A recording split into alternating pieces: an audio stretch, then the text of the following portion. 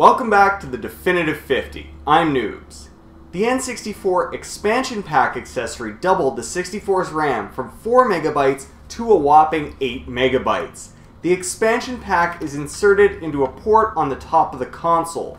A pass-through jumper pack originally contained in the port is removed and the expansion pack is inserted in its place. Donkey Kong 64 is one of the few N64 games to actually require the expansion pack. The game was apparently meant to work without it, but an unfixable bug prevented this. As such, DK64 was bundled with the accessory. The expansion pack also offers enhancements in numerous other games, improving resolution, frame rate, colors, and other graphical elements.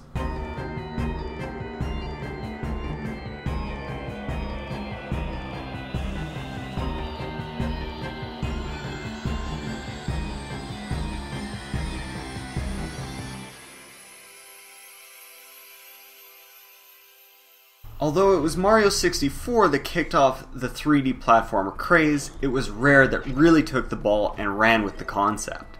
After the fantastic Banjo Kazooie, the developer returned to the franchise that had made it a star back on the Super Nintendo, Donkey Kong.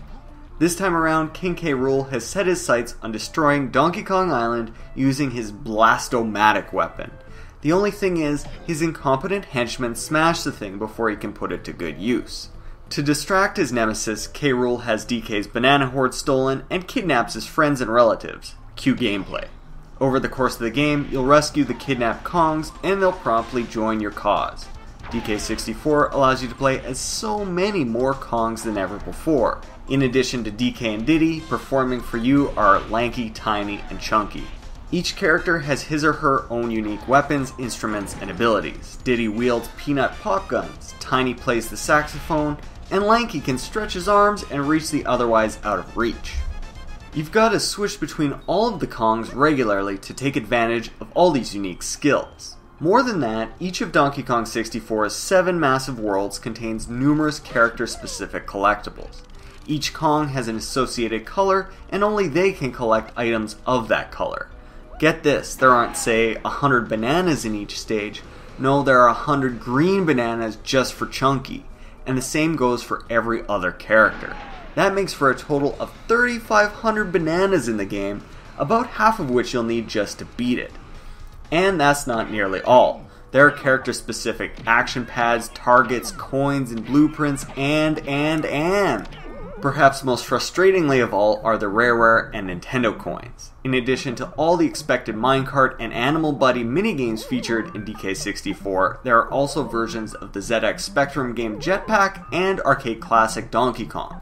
You need to complete challenges in both to get the coins in order to get the final fight with King K. Rool. As you might have figured out, I hate Donkey Kong 64. The game is the peak of the collectathon gameplay that was pioneered and gloriously fun in Mario 64, but became ever more tedious as the N64 generation wore on. But I get the appeal if that's your thing. There's one other thing I have to mention. DK64 is remembered for 3 things: being bundled with the expansion pack, featuring collectathon gameplay, and its introductory song. The DK rap is unrivaled in the history of gaming as both the medium's catchiest and most hilariously terrible song. Rare continued to labor in the 3D action platformer genre after DK64 as well, with Banjo Kazooie and Conker's Bad Fur Day, but we'll get to those games a little later on this list. Let me know what you think of Donkey Kong and the Definitive 50 in the comments section below. Don't forget to rate and subscribe. Check back next week for entry number 20 on the Definitive 50 N64 game.